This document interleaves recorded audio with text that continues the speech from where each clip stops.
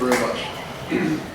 I'd like to say to New York City and Mayor Bill de Blasio, sir, on behalf of the nearly 4,000 sailors, Marines, and Coast Guardsmen and women here this week, thank you once again for a truly extraordinary Fleet Week here in 2017. Your city, as always, opened its arms to the sea services and showed us all what true patriotism feels like. We were honored to be in the city representing this great nation once again, and I'd like to add my thanks to the city's first responders, the NYPD, the fire department, EMTs, and security, not only for their presence today and the security they provide Intrepid and all my ships here in port, but for keeping us all safe throughout the Fleet Week's week-long event. So thank you, first responders, as well. I must say especially thank you to the Jersey City first responders and the Jersey City Medical Center, who did so much to assist our Navy SEAL, one of the leapfrog parachute team who died just yesterday. This young special operator's death is an all too real reminder of the hazards our men and women face when building the skills necessary to defend this great nation. Our thoughts and prayers are with him, his family and loved ones, and his team this Memorial Day. Susan, thank you. The Intrepid Museum does a spectacular job in and out of the weather, and big crowds or big weather, the Intrepid can make it all happen. You, Ken Fisher, Mel, Bruce Mosler, and Joe Lichauer honor us all and honor our country by continuing to tell the story of the Intrepid and its remarkable history. Thank you so very much. Thank you for keeping the story alive, and thank you for such an outstanding job with so many events this week right here on board. As the fleet commander and a wistful former ship's captain, I can tell you we take great pride in our ships, our crews, and the missions we accomplish. That is all well evident here in Intrepid. So great work to you and your team. Thank you very much.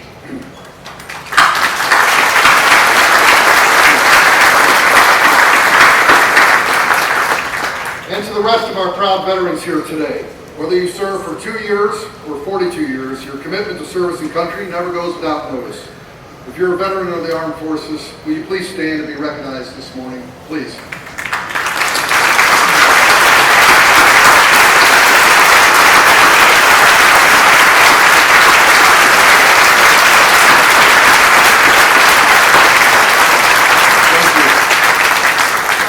I also have to acknowledge my very good friend, Admiral Manfred Nielsen of the Deutsche Marine, the German Navy. With us today is the senior Allied representative for the replaying ceremony. Admiral Nielsen is NATO's Deputy Supreme Allied Commander Transformation and is headquartered in Norfolk. And he's a very good friend. Welcome, Admiral. Thank you for being here today.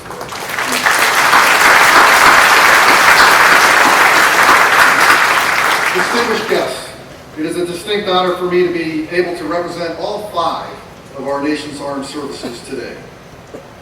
I had the good fortune to re-enlist some 33 sailors, Marines, and Coast Guardsmen, as well as promote 9 young Marine and Navy officers at the 9/11 Memorial on Friday.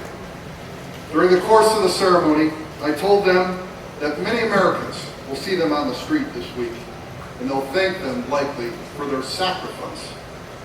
I reminded these sailors and Marines and Coast Guardsmen that their service is not a sacrifice, that I consider it a great privilege to serve this country.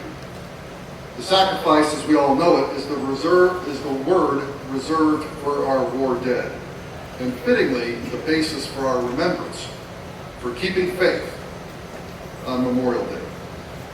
Intrepid forms a perfect setting for today's ceremony. The ship has served this nation in peace and war for 31 years. And as Susan mentioned earlier, some 270 Intrepid sailors gave their lives aboard or above this ship. As a nation, we need to remember the sheer scale of our war dead sacrifice. Hundreds of thousands of Americans have died in wars and conflict. Of those, tens of thousands rest in graves and oceans distant from our home. We have reminders everywhere.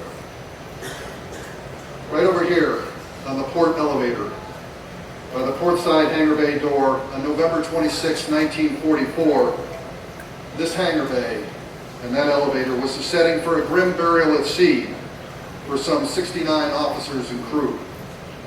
Navy photographs show a particularly somber event. Bodies sewn up in plain canvas burial shrouds, neatly lined up on deck, waiting to be committed to the deep by their shipmates. In the same photographs, you see the ship's bulkheads are blackened from the recent battle damage, and the crew is still wearing combat-stained dungarees, their faces etched with battle shock. I'm taken at how young these blue jackets appear. It is one of the paradoxes that the older you become, the younger our sailors seem to be in the Navy. And the awful reality is that when youth falls in combat, the sacrifice is that much more profound. And that is the sacrifice we recognize today. Memorial Day is Remembrance Day, the day all Americans refresh our compact with those who paid the last full measure. It is our way of keeping faith, of expressing our eternal gratitude to the fallen and lasting compassion to those survivors. I want you all to know that New York City is central to the nation's keeping faith with our war dead. It is a story worth telling because it is a wonderful example of how much a citizen can, in his or her own right, keep faith with our fallen and make a lasting contribution. In November 1918, Ms. Moyna Michael was a volunteer with the YWCA working not far from here at Hamilton Hall in Columbia University. She had read a short 3-stanza poem written in 1915 by a Canadian Army physician, Lieutenant Colonel John McCrae, and it was called In Flanders Field.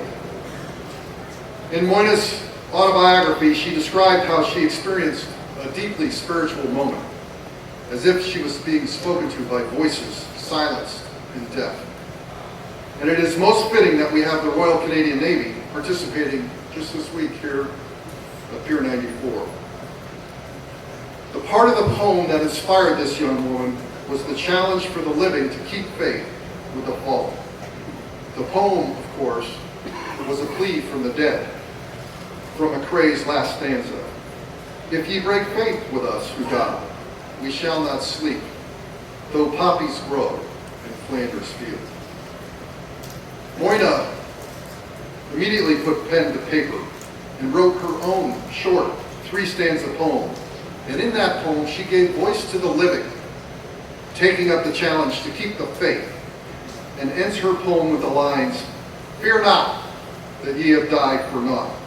We will teach the lesson that ye wrought in Flanders Field." So Memorial Day is the day reserved for keeping faith, to ensure Americans from all walks of life preserve a spiritual connection with our war dead. Moyna, of course, is the catalyst behind the memorial poppy's adoption as the national emblem of remembrance by the American Legion as well as the British Legion.